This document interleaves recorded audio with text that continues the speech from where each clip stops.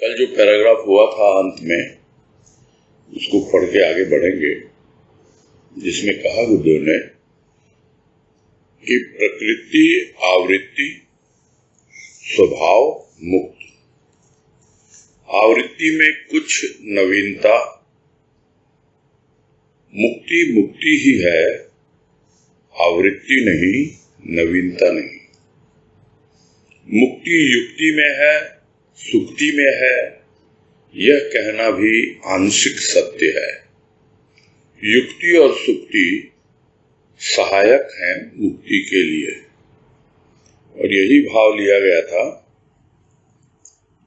कि प्रकृति में आवृत्ति होती है, यानी रिपीटेशन होता रहता है, बार बार। जैसे हम देखते हैं दिन होता है, रात होती है, यानी प्रकृति अपने आप को दोहराती रहती है। और एक चक्र है जिसे साधारण भाषा में काल चक्र कहा जाता है।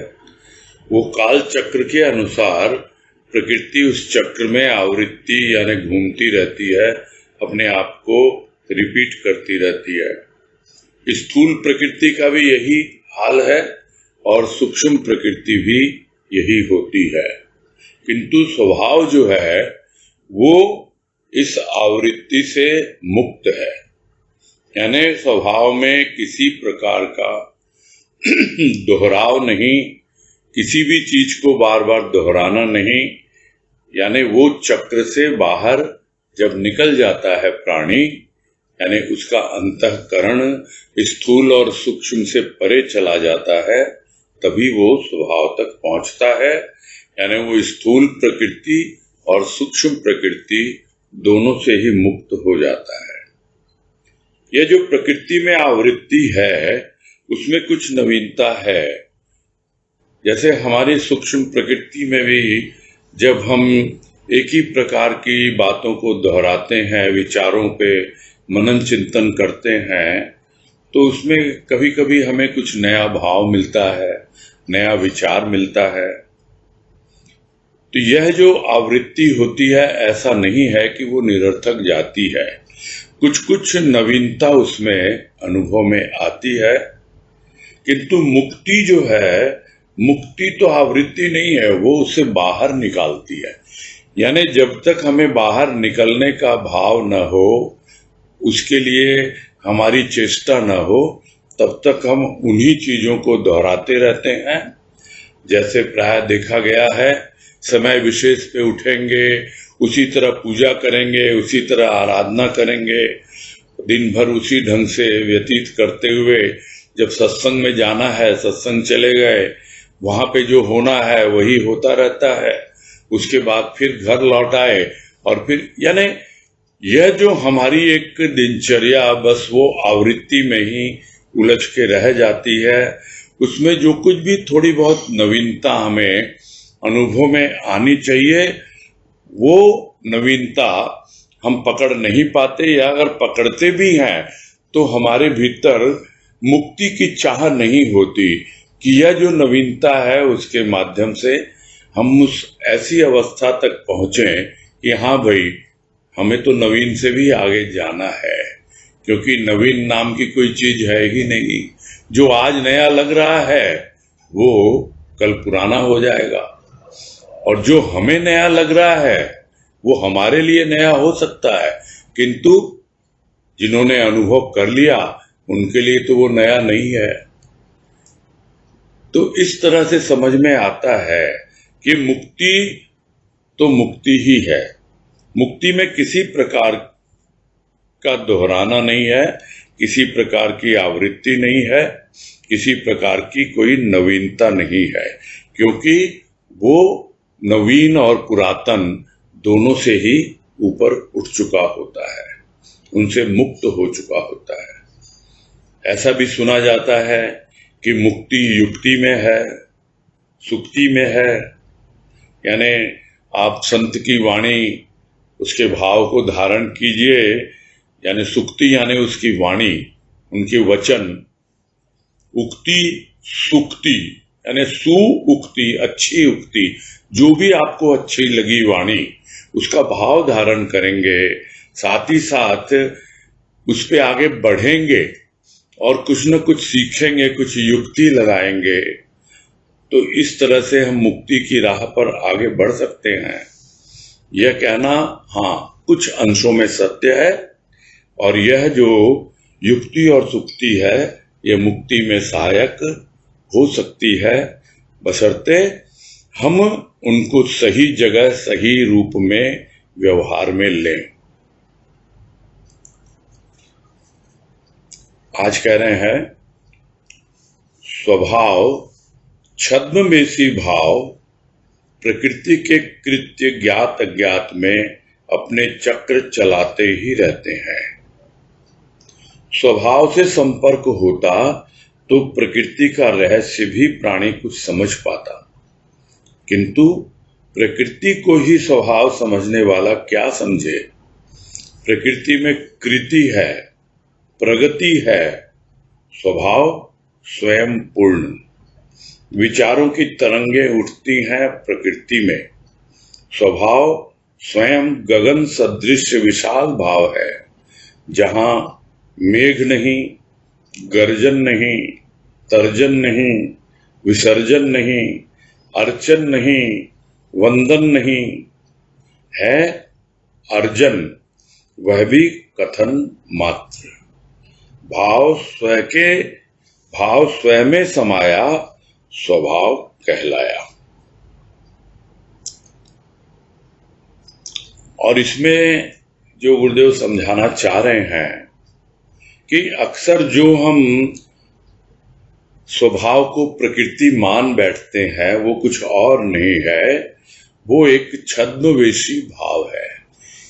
यानी होती तो वो प्रकृति है, वो छद्मवेश में आती है, यानी इस तरह से आती है कि हमें भ्रमित कर देती है कि यही हमारा स्वभाव है, किंतु वास्तव में वो छद्मवेशी भाव होता है जो आपको स्वभाव का आभास देता है।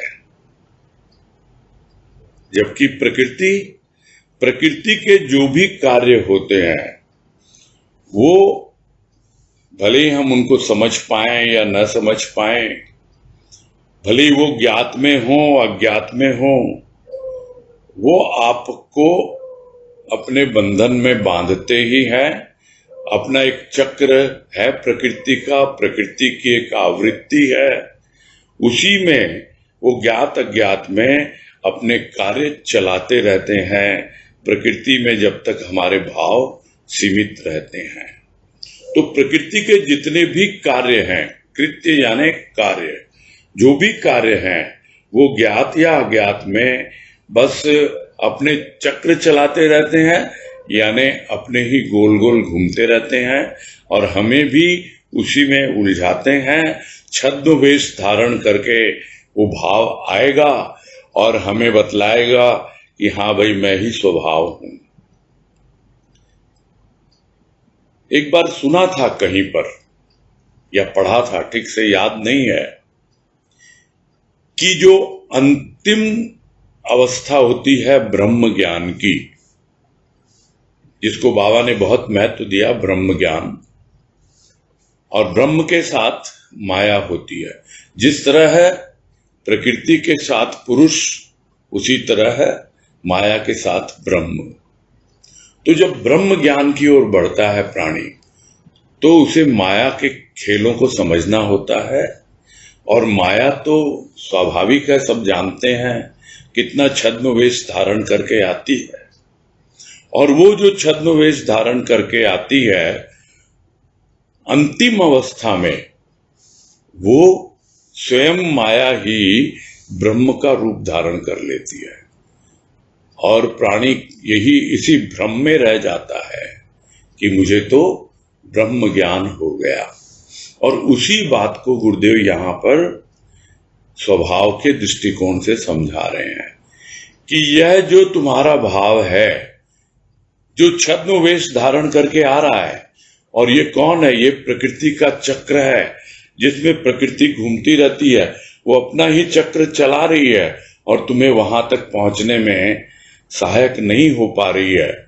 और यह जो छद्मवेशी भाव है, यही स्वभाव बन के तुम्हें भ्रमित कर रहा है। यदि तुम्हारा स्वभाव से संपर्क होता तो तुम अवश्य ही प्रकृति का रहस्य समझ पाते। प्राणी समझ पाता प्रकृति का रहस्य यदि थोड़ा सा भी स्वभाव से संपर्क होता।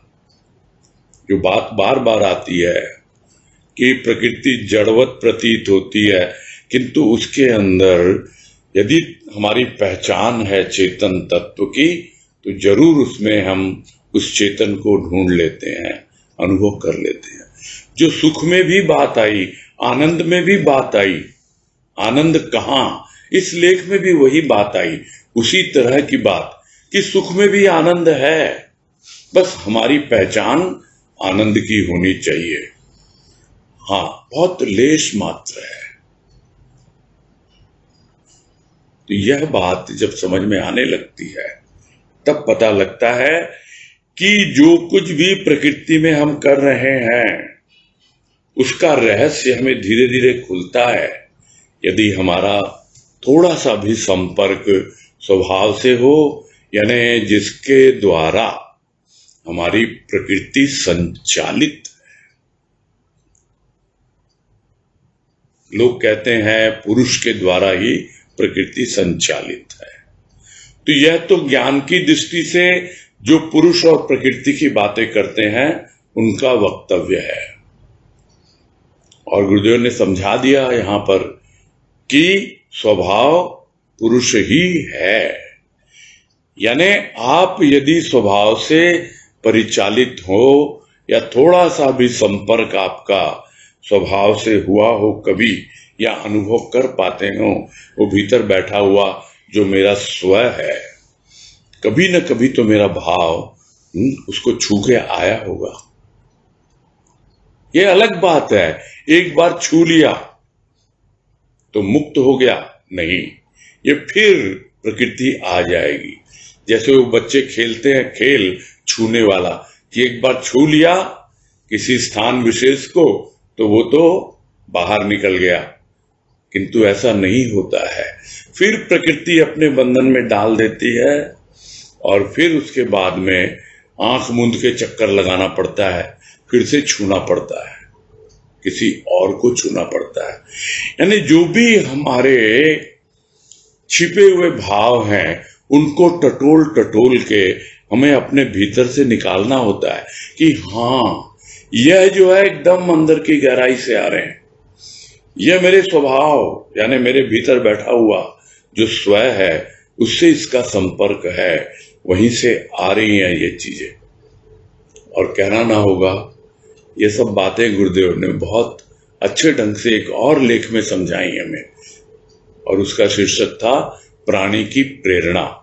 यानी प्राणी को देखना है कि वो प्रेरणा कहाँ से आ रही है, वो प्रेरणा क्या उसके सूक्ष्मतम गहराई जो उसके प्राण है, जो उसके प्राणों का साथी है, वहां से आ रही है।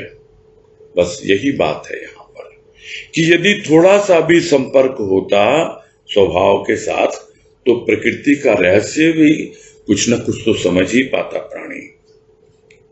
किंतु यहां तो पूरी तरह से कंफ्यूजन ही कंफ्यूजन, वो तो प्रकृति को ही स्वभाव मान बैठा है। पूरी तरह से कंफ्यूजन ही कंफ्यूजन, जो सुख को ही आनंद मान बैठा है,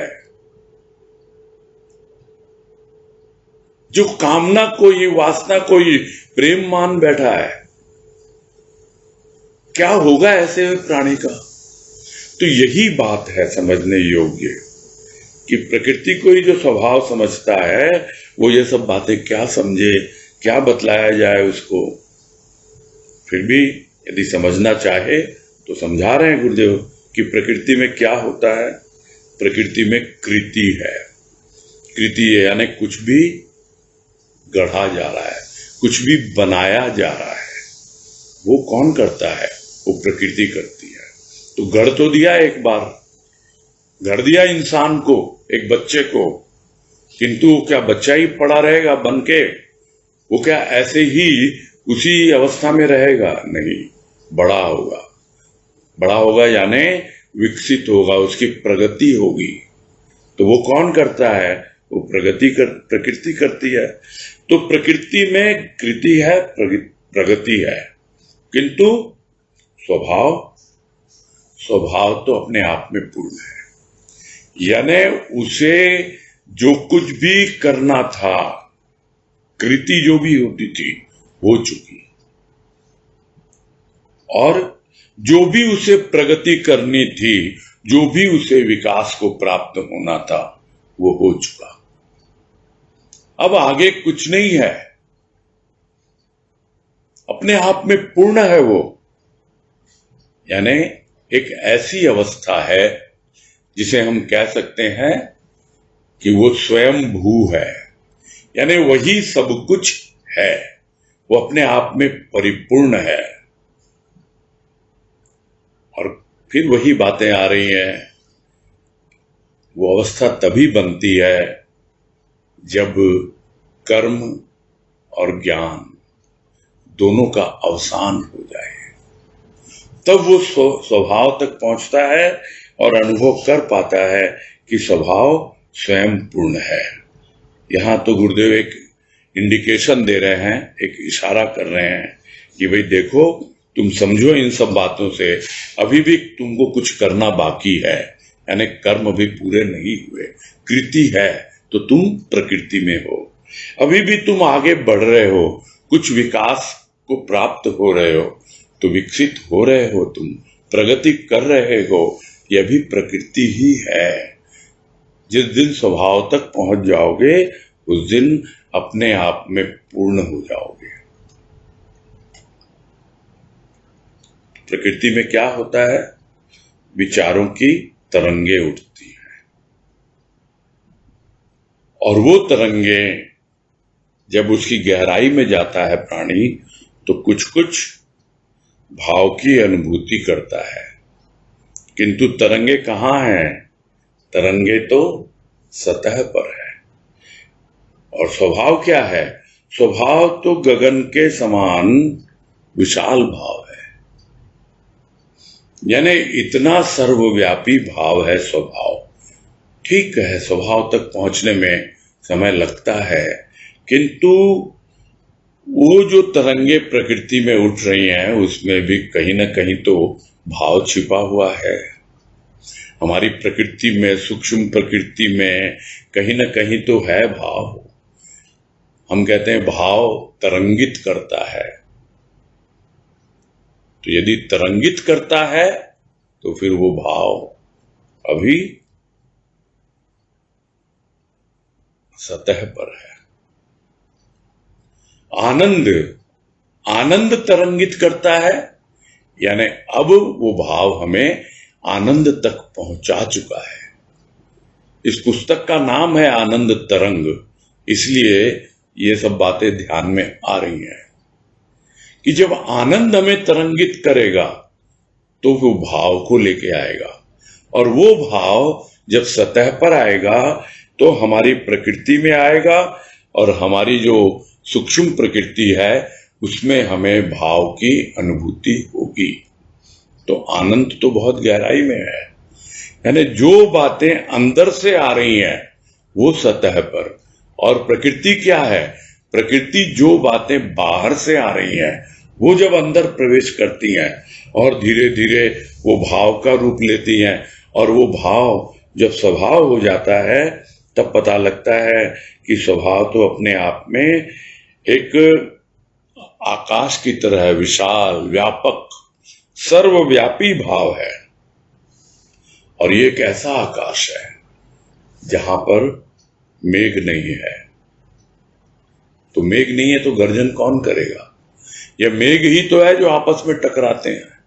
ये हमारी प्रकृति में जो विचारों के बादल हैं वही तो आपस में टकराते हैं, और उन विचारों के साथ न जाने कितने तरह की हमारी यादें जुड़ी होती हैं, और वो अचानक बिजली सी चमक जाती है, कौंध जाती है। और इस तरह का एक कोटेशन भी डाला गया था कुछ दिन पहले।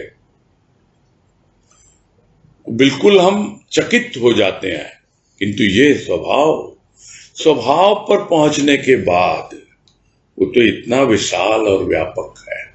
वहां पे न मेघ है बादल नहीं तो फिर गरजन कहां से होगा? कौन गरजेगा?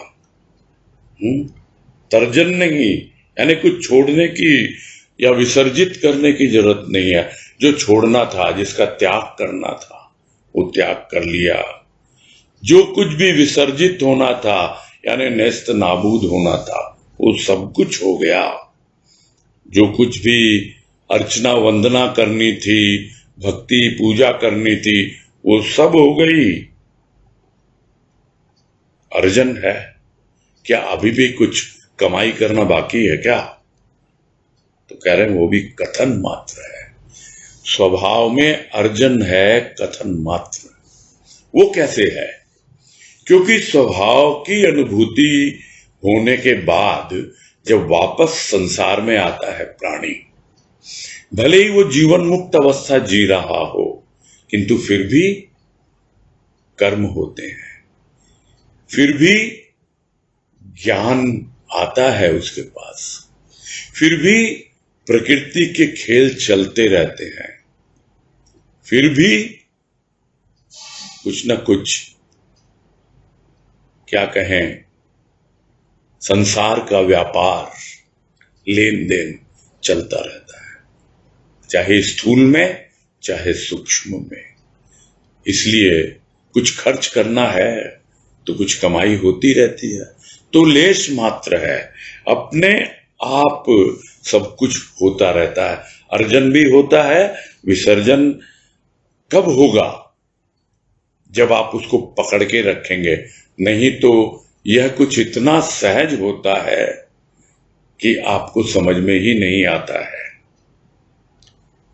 इसीलिए गुरुदेव कह रहे हैं, यदि कुछ वहां आता भी है उसके पास, प्रकृति के रूप में भी आता है, तो वो बहुत ही कथन मात्र है, कहने के लिए है। क्योंकि अभी भी थोड़ा बहुत भाव तो मेंटेन करके रखना ही पड़ता है जीवन में।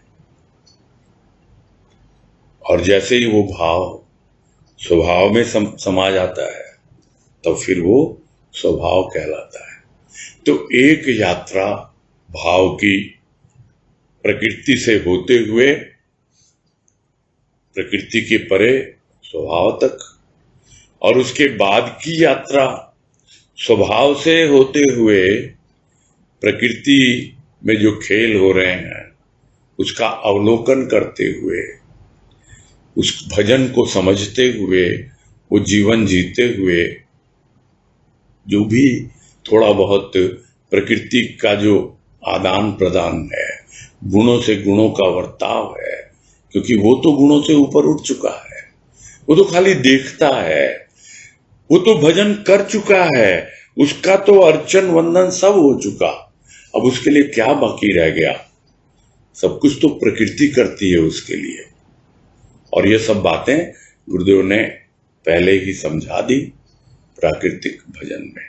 तो यही कह रहे हैं कि भाव स्वयं में समाया तो स्वभाव कहलाया, अन्यथा वो भाव ही है।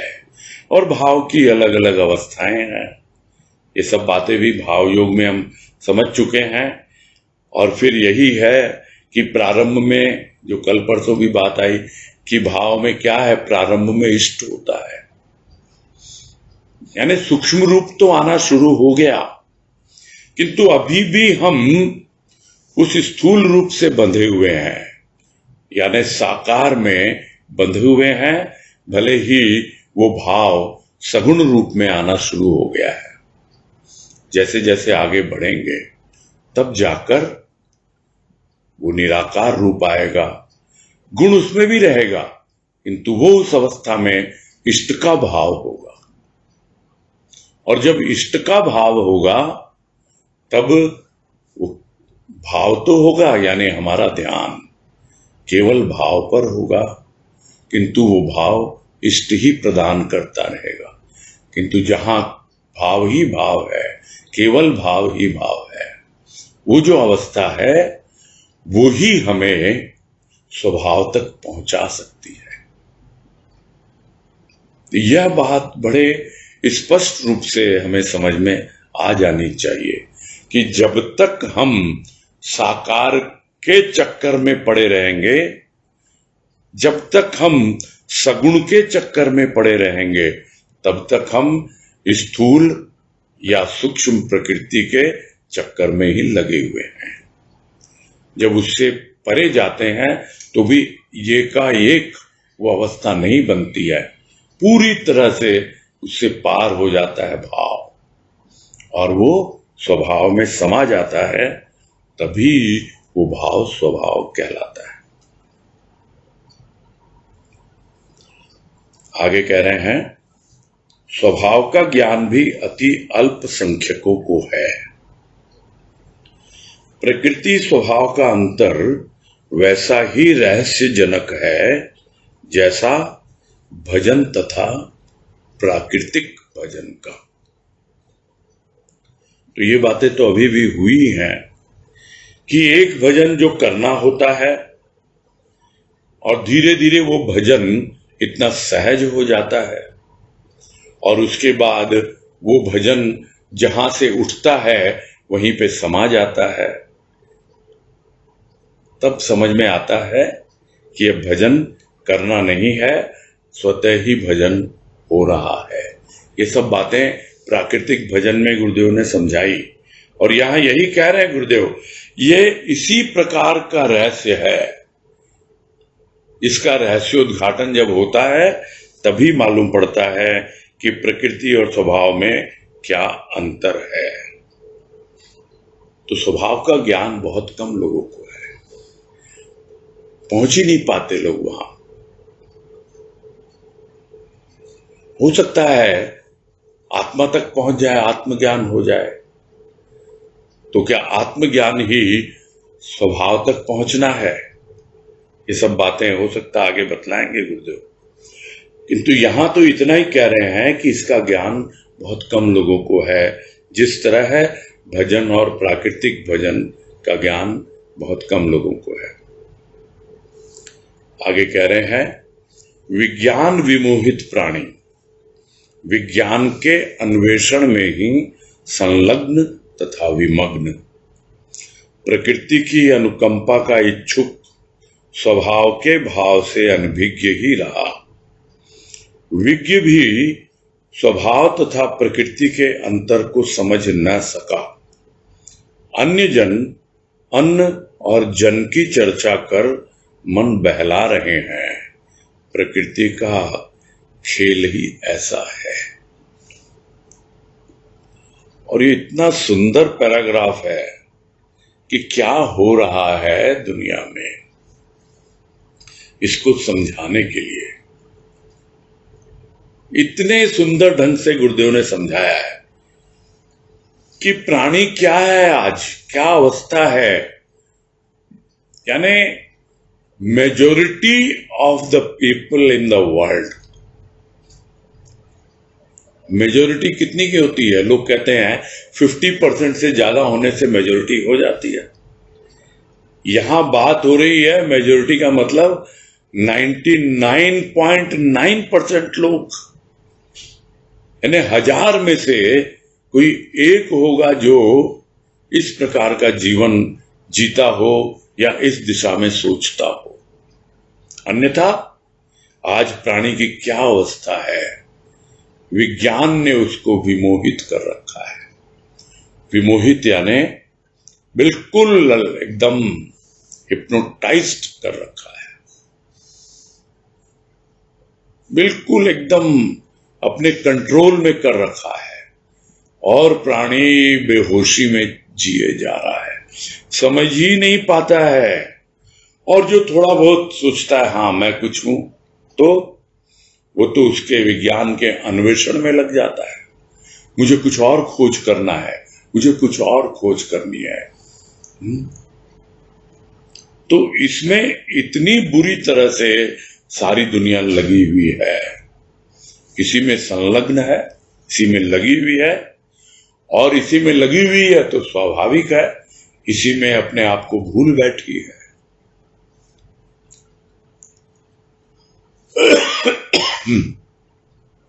यानी जहां उसे संलग्न होना चाहिए, जिसके साथ उसे जुड़ना चाहिए ज्ञान की ओर, वो तो है ही नहीं।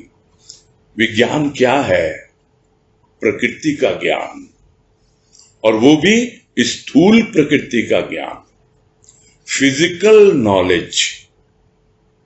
और ज्ञान क्या है? ज्ञान है सूक्ष्म प्रकृति का ज्ञान, यानी मेटाफिजिकल नॉलेज, यानी फिजिकल से परे, भौतिकता से परे। उसके बारे में तो सोचता ही नहीं प्राणी। क्यों? क्योंकि उसे तो जो भी कृपा चाहिए, जो भी अनुकंपा चाहिए, वो प्रकृति से ही चाहिए। समझ ही नहीं पाता कि जो कुछ भी वो कर रहा है वो कृपा प्रकृति ही कर रही है उसके ऊपर, क्योंकि वो पूजा ही प्रकृति की कर रहा है, प्रकृति में ही खोज रहा है, उसी में आविष्कार भी कर रहा है, अन्वेषण चलता है, कुछ खोज करके बाहर निकालता है, आविष्कार हो जाता है, और उसके बावजूद उसी में लगा रहता है साधारण प्राणी। साधारण नहीं, विशेष प्राणी। और प्रकृति से ही चाहता है कि कुछ मिले कृपा उसे। और जो थोड़ा बहुत भजन कीर्तन, जिसको गुरुदेव ने कहा अर्चन वंदन, उसमें भी लगता है, तो भी क्या है, प्रकृति में ही घूमता रहता है वो। और प्रकृति की ही अनुकंपा मिलती है उसको। जो बार बार बात आती है कि जो भी हमारी पूजा आराधना है, उपासना है, वो प्रकृति ही करती है, और प्रकृति तक ही सीमित है वो। कुछ लोग स्थूल में ही फंसे हुए हैं, जो स्थूल प्रकृति को ही प्रधान मानते हैं कि मैंने तुम्हारे लिए ये 56 भोग लगाए। 56 गिनती बहुत महत्वपूर्ण है। 56 भोग लगाए, मैंने तुम्हारे लिए ये लाखों करोड़ों का श्रृंगार किया, इतना भव्य आयोजन किया। यही सब, इससे ज्यादा क्या? समझ ही नहीं पाता प्राणी कि जो भी उसे मिल रहा है बदले में, ऐसा नहीं है मिलता नहीं है, मिलता है। वो स्थूल प्रकृति में खेल रहा है तो स्थूल में ही मिलता है, और उसे उससे ज्यादा चाहिए भी नहीं। तो एक और वैज्ञानिक हैं या जो खोज कर रहे हैं, अन्वेषण कर रहे हैं, वो बस उसी में लगे हुए हैं, जिसको कहते हैं हम तो रिसर्च कर रहे हैं। चलो अच्छी बात है, दिन रात उसी में लगे हुए हैं। उनको दीन दुनिया किसी की कोई खबर नहीं है, उसी में विमोहित है, इतने ज्यादा हिप्नोटाइज्ड है उसके द्वारा कि वो कुछ घर संसार के बारे में सोचते नहीं है। और दूसरे हैं ऐसे जो उसी में लगे हुए हैं, प्रकृति की अनुकंपा के इच्छुक है वो, तो फिर स्वभाव के भाव से कैसे परिचित होंगे? वो तो उससे अनभिज्ञ ही रहेंगे। और थोड़े बहुत जो अपने आप को विज्ञ समझते हैं, यानी जो ज्ञान की राह पे चले हैं, जो आध्यात्मिकता में या मेटाफिजिकल नॉलेज की तरफ बढ़ते हैं, अध्यात्म की तरफ बढ़ते हैं, वो भी स्वभाव तथा प्रकृति के अंतर को समझ नहीं पाते। नहीं समझ सका प्राणी। वो तो ज्यादा से ज्यादा पुरुष तक पहुंच पाता है। कोई अगर उसको कहे कि पुरुष ही स्वभाव है, वो उसको मानने को तैयार नहीं होगा। वो तो यही कहेगा, स्वभाव का मतलब उसका नेचर, उसकी प्रकृति। स्वभाव ही तो प्रकृति है, प्रकृति तो स्वभाव है। समझ नहीं पाता। विज्ञ जन भी स्वभाव और प्रकृति, यानी जो ज्ञानी है, यहां कोई तथाकथित ज्ञानी नहीं कहा गुरुदेव ने, विज्ञ जन जो अपने आप को ज्ञानी मानते हैं या हैं ज्ञानी वास्तव में, किंतु उनकी खोज इसकी ओर नहीं है, इस वजह से वो स्वभाव और प्रकृति के अंतर को समझ नहीं पाते हैं। और बाकी लोगों की क्या बात करें जो बच गए, वो क्या है? वो अन्य जन, अन्न और जन। देखो शब्दों का क्या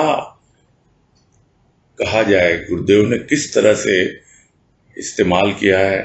अन्य जन यानी बाकी जो बच गए, अन्य से अन्न आ गया, और जन यानी या वो खाने पीने की बात करेंगे और कैसे पेट भरा जाए उसकी बात करेंगे, कैसे कमाई की जाए उसकी बात करेंगे, और या फिर जन की चर्चा दूसरे लोगों की।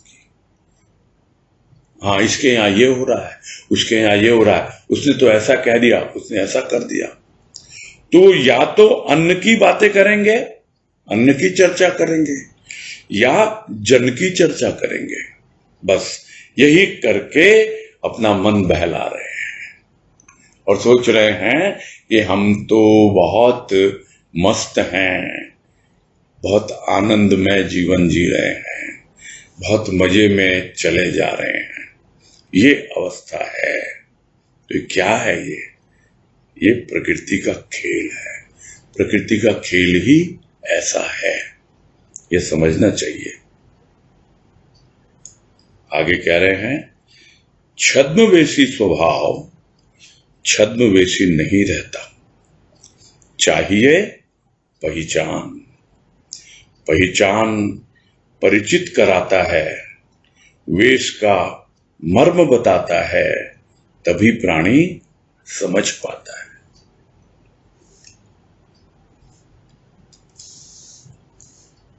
यहां फिर से उस शब्द को समझा रहे होते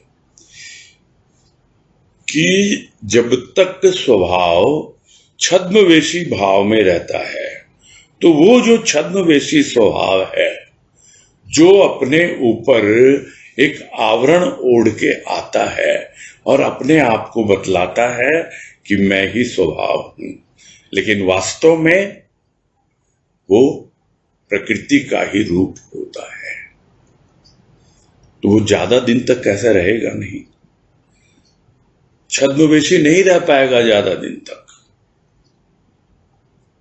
उसके लिए पहचान चाहिए, जो पहचानता है। और वो पहचान कहां से आती है? पहचान आती है भाव से। पहचान आती है उस भाव की दृष्टि से, यानी वो दृष्टि मिलनी चाहिए जिसे कहते हैं दूध का दूध, पानी का पानी, नीर क्षीर विवेकी। वो दृष्टि होनी चाहिए कि जिसके अंदर सत्य ही सत्य हो। जिसे गुरुदेव ने आनंद कहा में बतलाया कि भाई कुछ भी मिथ्या नहीं है, सब सत्य ही सत्य है, किंतु ऐसा तो है नहीं। मिथ्या में भी सत्य ही छिपा हुआ है, किंतु जिसे पहचान होती है वो उस मिथ्या में भी सत्य को पहचान लेता है, झूठ में छिपे हुए उस सच को पकड़ लेता है, मोह में छिपे हुए उस प्रेम को पहचान लेता है। उसी तरह जो प्रकृति में छिपा हुआ जो स्वभाव का भाव है, उसको वो पहचान लेता है और देखता है, समझता है कि धीरे धीरे अब वो पहचान उसे कहां ले जाती है। वो पहचान उसका परिचय कराती है, किससे? स्वभाव से। और वेश का मर्म बताती है कि क्यों छद्म वेश में आता हूं मैं, क्योंकि सीधा सीधा आ जाऊं तो कोई मुझे पहचान ही नहीं पाए। बिल्कुल नहीं पहचान पाता है प्राणी। यदि आपने किसी भी विषय वस्तु के बारे में कभी विचार नहीं किया हो, कभी सोचा नहीं हो, या कभी उसका आंशिक अनुभव नहीं हुआ हो, तो वो वस्तु, व्यक्ति या कोई भी स्थिति परिस्थिति यदि आपके सामने प्रस्तुत हो जाए, आप हतप्रभ हो जाएंगे। हतप्रभ के दो मतलब होते हैं। एक होता है एकदम चकित हो जाएंगे, आंखें चुधिया जाएंगी, आपको कुछ नहीं सूझेगा कि मैं करूं तो क्या करूं। और दूसरा हतप्रभ मतलब बिल्कुल निस्तेज हो जाएंगे, हाथ पैर ढीले हो जाएंगे आपके, आप समझ ही नहीं पाएंगे कि मुझे क्या करना है।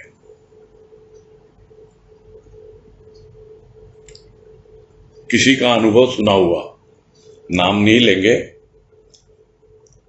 याद आ रहा है। ये बताया उन्होंने कि स्वप्न में उनके विष्णु भगवान आए। वो विष्णु के उपासक थे, जानते थे विष्णु को, उनका अनुभव भी मिला उनको, कल्पना तो की ही थी। आए और बोले तुमने मुझे बहुत याद किया है, बहुत मेरा भजन कीर्तन किया, बहुत मेरी भक्ति की, मेरी सेवा की, हो गया तेरा काम, चल मैं तुझे लेने आया। मैंने कहा अरे बहुत बढ़िया, ऐसा तो बहुत रेयर होता है, आपको तो पहचान भी है, ज्यादातर लोगों को तो पहचान ही नहीं होती, क्या हुआ नहीं हुआ। तो आप चले क्यों नहीं गए, आप तो मुझसे बातें कर रहे हैं अभी।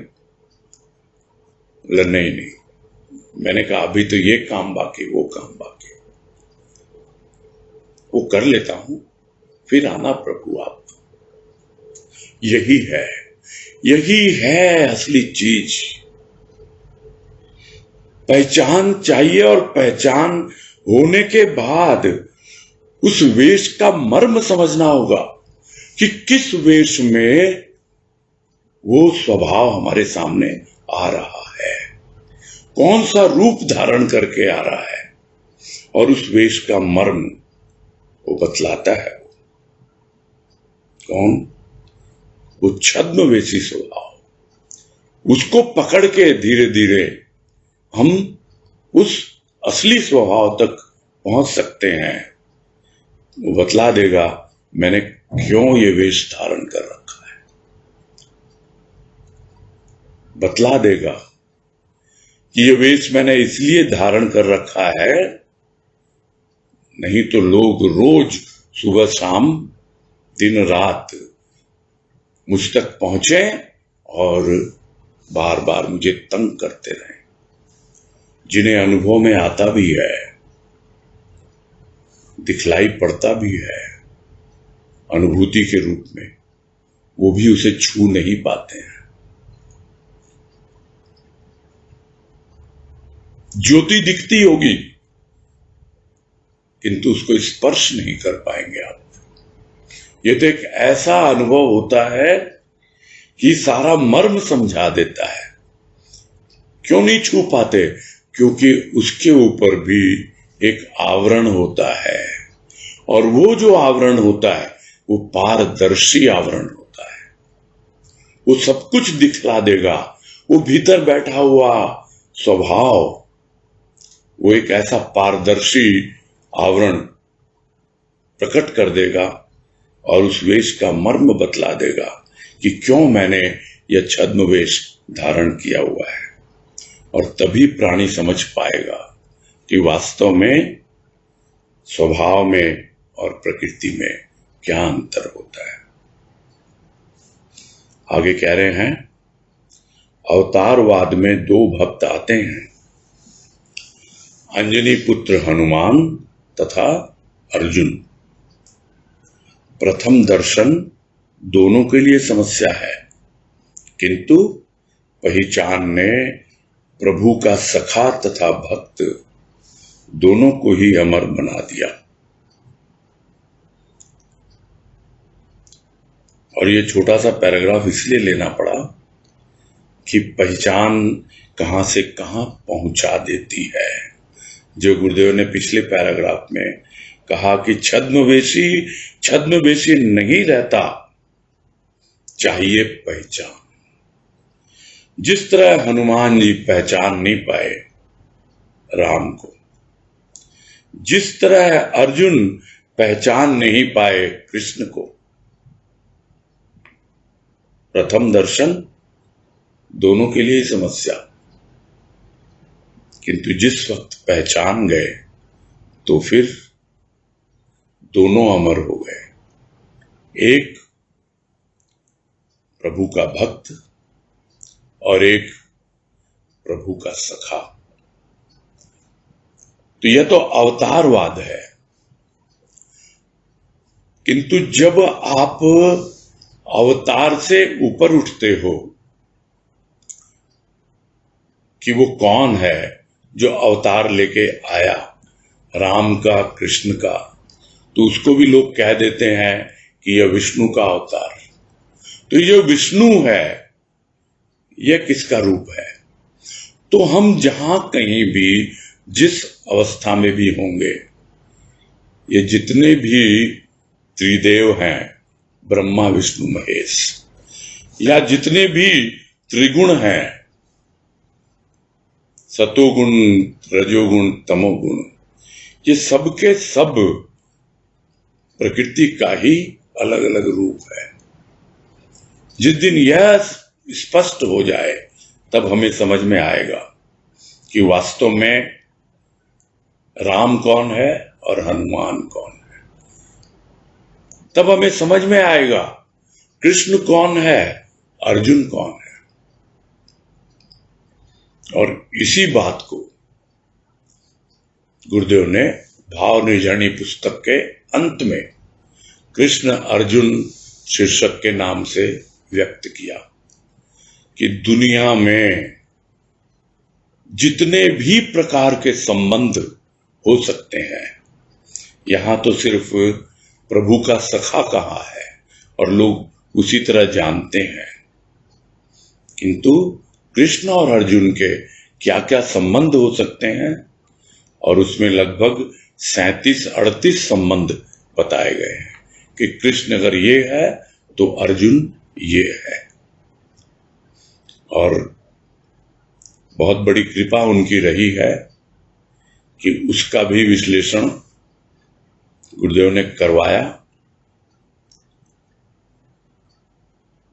क्या कहें, अब उन सब बातों को याद करके इतना उसकी कृपा से गदगद हो जाता है अंतःकरण। कैसा हुआ, क्या हुआ, वो सब बातें नहीं है। बातें ये हैं कि उस अवस्था में जो भाव की स्थिति बनती है, वो जब फिर से याद आती है तब समझ में आता है कि प्रथम दर्शन हो सकता है किसी भी भक्त के लिए समस्या हो, समझ न पाए, जैसा कि इस नाचीज के लिए हो सकता है। प्रथम दर्शन क्या है? अरे ये तो मेरा पिता है, मेरा शरीर का पिता। किंतु जब उसकी कृपा होती है तब मालूम पड़ता है यह परम पिता है, यह परमात्मा है, यह तो भगवान है। क्या कहा जाए, शब्द भी बौने पड़ जाते हैं। बस यही पूरा करते हैं।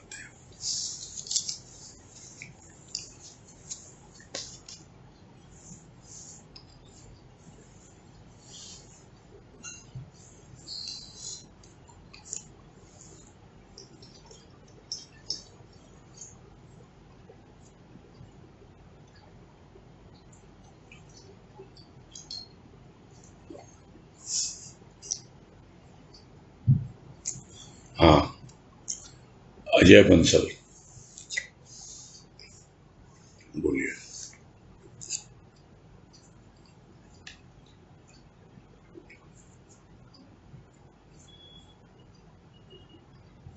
नाम दिया। हाँ नमस्कार, बोलिए। भैया ये स्वभाव, आत्मा, पुरुष, ये तीनों एक ही है या क्या है?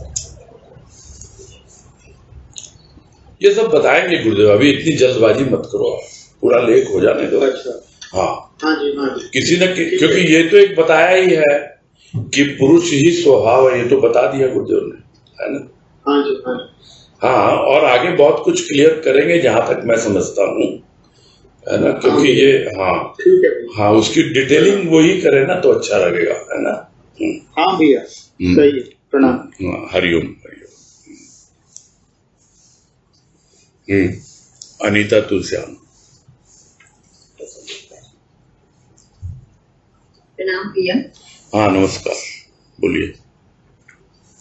भैया एक प्रश्न तो मेरा भी इस तरह का ही था कि ये बात भी कल जो आई थी कि पुरुष की स्वभाव है और पुरुष और परमात्मा तो एक ही समझ पे आए, तो यही लग रहा था कि तो फिर क्या बात है, पुरुष परमात्मा स्वभाव। और पहले तो लगा था कि स्व बिल्कुल ही डिफरेंट अपने आप में अलग है चीज, लेकिन कल ये बात आई तो ये बात मन में प्रश्न आ रहा था।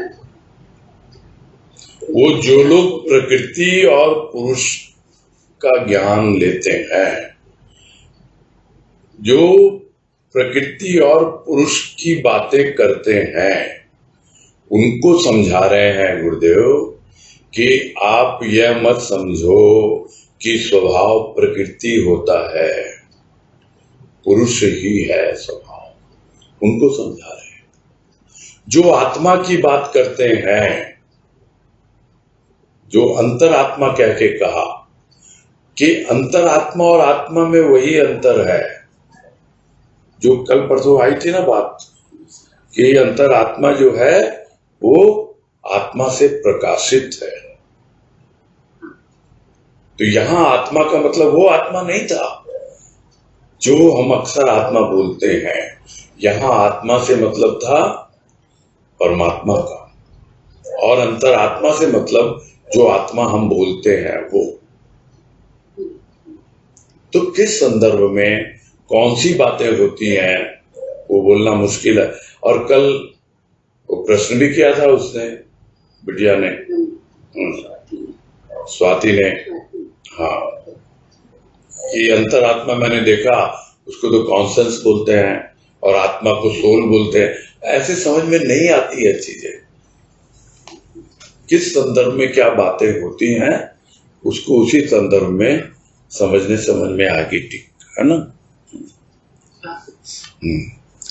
और भैया एक बात और थी जो आज आई थी कि आपने जो कहा पहले की चर्चा में सुना हुआ है कि कभी जो माया है वो भी छद्म वेश में आकर के हमको ये एहसास हो जाता है कि हम वहां तक पहुंच गए, जो स्वभाव मतलब उसका हमको भ्रम हो जाता है। तो फिर कैसे पता चलेगा ये कि भाई ये हम माया से भ्रमित होकर हमको ये लग रहा है या वाकई ये चीज है। तो उसी के लिए तो कहा ना कि छद्मवेशी स्वभाव छद्मवेशी नहीं रहता, चाहिए पहचान। बस ये पैराग्राफ अभी थोड़ी देर पहले ही हुआ ना। पहचान होना बहुत आवश्यक है, नहीं तो आपको वो छद्मवेश हटेगा नहीं, आवरण बना रहेगा। ठीक है, तो वही तो है ना, पहचान किस तरह से आएगी, मतलब तो पहचान जीते जीते करते करते उस राह पे आगे बढ़ते बढ़ते पहचान होती है। अच्छा। हीरे की पहचान एक दिन में हो जाती है क्या? आप लगे नहीं हीरे के व्यापार में और आप क्या सब कुछ समझ लेते हैं? हर व्यवसाय में ऐसे ही है, और यह तो दुनियादारी का व्यवसाय है और यह तो आध्यात्मिक व्यवसाय है। अगर व्यवसाय बोलो तो यहां तो पहचान होने में बहुत समय लगता है। अभी सुना हुआ है कि हीरे जैसा है ये जीवन, हीरा अनमोल भीतर छिपा हुआ है, ये सब सुनी हुई बातें हैं। जैसे जैसे पहचान होती जाती है, जो उस दिन भी बात आई और आप ही ने पूछा था कि ये भाव कण कैसे शान पे चढ़ाते हैं, कैसे क्या होता है। जैसे जैसे आप तैयार होते जाते हैं, चीजों को रिसीव करते जाते हैं, वो चीजें अपने आप प्रकट होती रहती है। तो वो पहचान ही आपको वेश का मर्म बतलाती है। ये कोई फाइनल नहीं है। आवरण तो बहुत तरह के होते हैं, तरह तरह से पड़े हुए होते हैं। ये वेश बदलता रहता है, हमारा खुद का वेश बदलता रहता है। और ये वेश क्या है? अलग अलग वेशों में ये प्रकृति ही होती है और कुछ नहीं होता है। ठीक है? हाँ जी, प्रणाम। हाँ, हरिओम हरिओम। हाँ, कुसुम सराफ।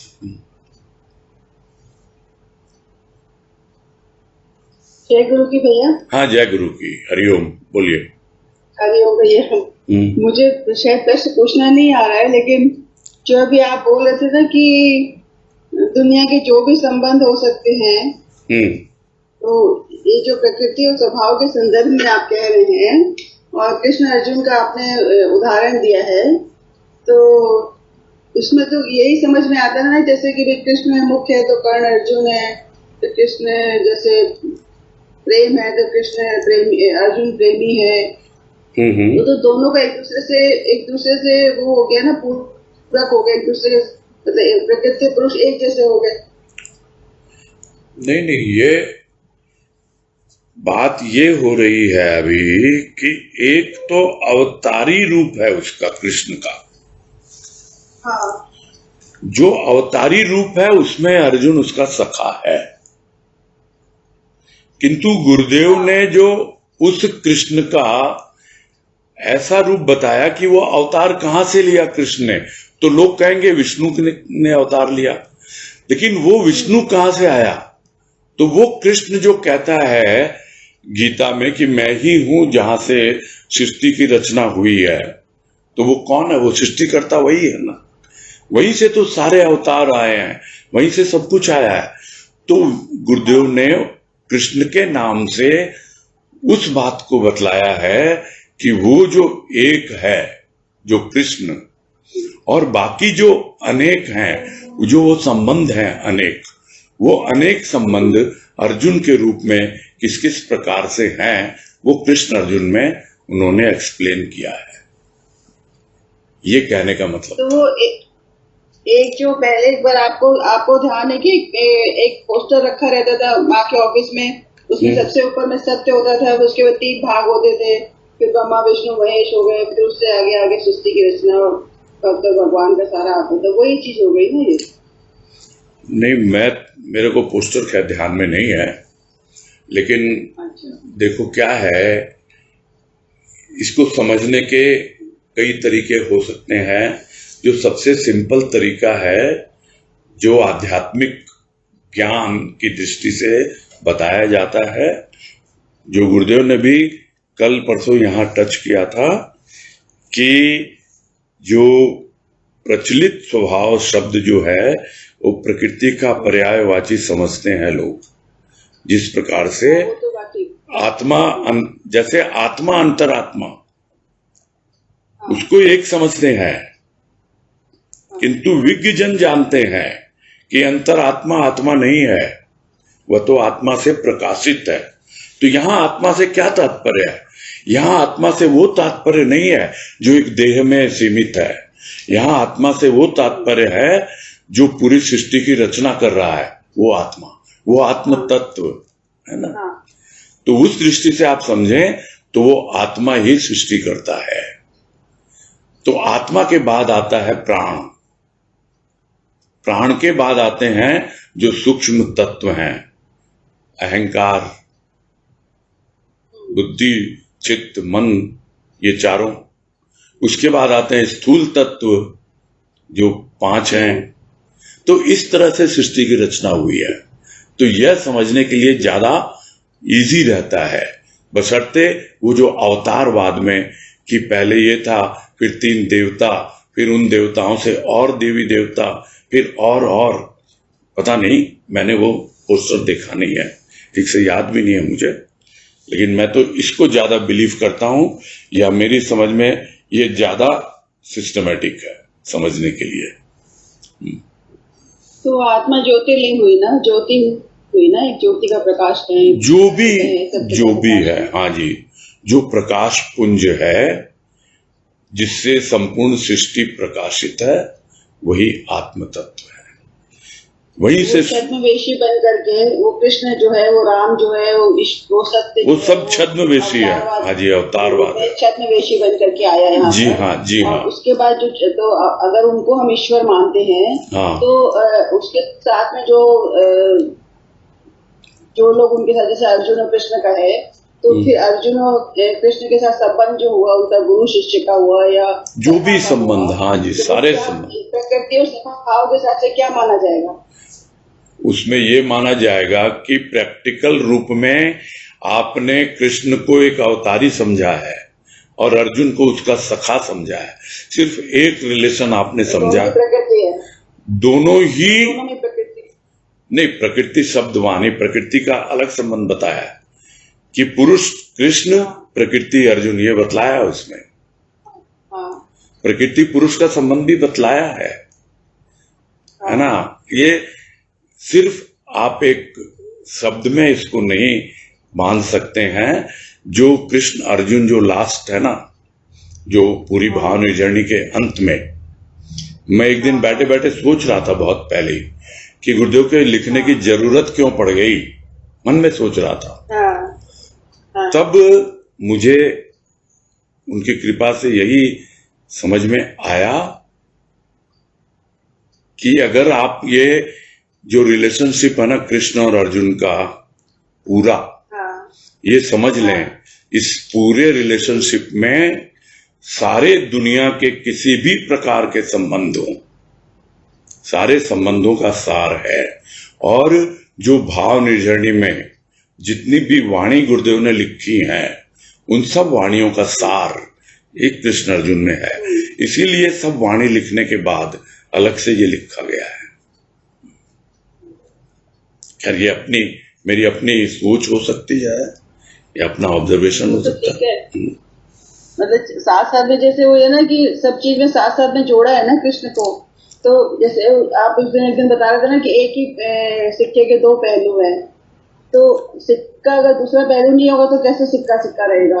आत्मा के साथ में यदि देह नहीं होगी तो वो तो जब संबंध तो करता ही रहेगा। वो तो जब आप साथी समझोगे तब। कौन है प्राणों का साथी? प्राणों का साथी है वो आत्मा। जो बात अभी भी आई कि आत्मा सबसे ज्योतिर्पुंज है, उसके बाद प्राणों की रचना हुई है। ये मैं मन से नहीं बोल रहा हूं, ये वेदांत का सिद्धांत है। जो बातें अभी हुई है ना कि आत्मा के बाद प्राण, प्राण के बाद सूक्ष्म तत्व और उसके बाद स्थूल तत्व, ये सब पूरा वेदांत का सिद्धांत है और बिल्कुल लॉजिकल है। ये मतलब ज्ञान की दृष्टि से बिल्कुल सही है। ये अद्वैत की दृष्टि से, अद्वैत ज्ञान जो है उसके अनुसार बिल्कुल सही है ये, जैसा मैं समझ पाया हूं, है ना। कृष्ण अर्जुन जो है अद्वैत नहीं है, कृष्ण अर्जुन द्वैत है और द्वैत में संबंध आते हैं। और उसमें यह भी बताया है, जैसे भगवान और भक्त बतलाया है कि कृष्ण भगवान है और अर्जुन भक्त है, उसी तरह यह भी बतलाया है कि कृष्ण परमात्मा है और अर्जुन आत्मा है। सब तरह के संबंध बताए हैं उसमें। ठीक है। जैसे कृष्ण भाव है, अर्जुन भाषा है, तो भाव और भाषा कितना अलग होगा? अलग एक ही तो हो गया ना, मतलब उसका ठीक है, वैसे अलग अलग भी और ऐसे एक भी है। नहीं, अभी देखो क्या है, यहाँ पे सिर्फ अर्जुन का नाम आया और मैंने उसके आधार पर लोगों को अवेयर करने की कोशिश की कि कृष्ण अर्जुन नाम से भी कुछ गुरुदेव ने लिखा हुआ है भाव निर्जरणी के अंत में। ये मेरा उद्देश्य ये था, पहचान होनी चाहिए। फिर मैंने अपना अनुभव भी बताया कि भाई ठीक है, आप पहचान अगर नहीं हो तो आप तो यही समझेंगे वो मेरा पिता है। तो ये समझाने के लिए बातें होती है ना। अभी हम लोग कृष्ण अर्जुन पर डिस्कस नहीं कर रहे हैं, है ना। यदि हम कृष्ण अर्जुन पर डिस्कस करना चाहें जरूर कर। प्रकृति और स्वभाव से समझना चाह रहे थे कि प्रकृति और स्वभाव का संबंध कृष्ण अर्जुन की तरह नहीं, प्रकृति उसमें कहा प्रकृति अर्जुन, पुरुष कृष्ण, उस रिलेशन में ये जरूर आपको मिल जाएगा लिखा हुआ कि पुरुष जो है वो कृष्ण है और अर्जुन जो है वो प्रकृति है। हाँ, तो वो उस दृष्टि से लिखा हुआ है। हाँ, स्वभाव जो है वो अपने आप में संपूर्ण है। ये बातें बार बार कह रहे हैं गुरुदेव। प्रकृति के साथ पुरुष हो सकता है, किंतु एक बार जब आप उस दृष्टि से समझते हो और स्वभाव को अनुभव करना चाहते हो, तो यदि स्वभाव तक पहुंच गए तो फिर वो पुरुष भी नहीं है, कुछ और ही है, वो अपने आप में संपूर्ण है।